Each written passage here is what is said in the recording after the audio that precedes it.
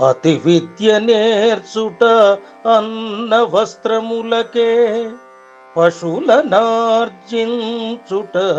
పాడి కొరకే.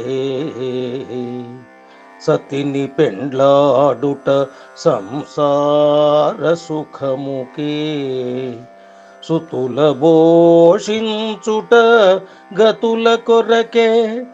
సైన్యముల్ కూర్చుట శత్రుభయంబుకే, సాము నేర్చుటలెల్ల సావు కొరకే. దానమిచ్చుటయు ముందటి సంచితమునకే, ఘనముగా చదువుట కడుపు కొరకే. ఇతర కామంబు కోరక సతతముగను, భక్తిని యందు నిలుపుట ముక్తి కొరకే.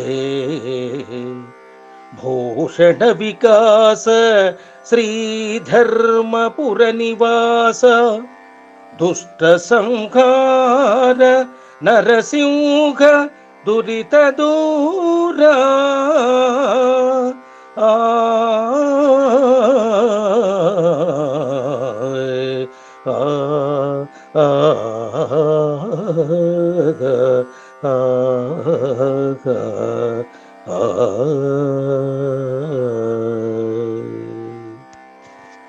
భావం: ఓ ధర్మపురి నివాస, అన్న వస్త్రాల కోసమే ఎన్నో విద్యలు నేర్స్తాము.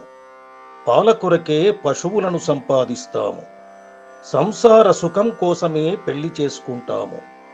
గతుల కోసమే సుతులను పోషిస్తాము. శత్రుభయం తొలగడానికే సైన్యాన్ని కూర్చుకుంటాము.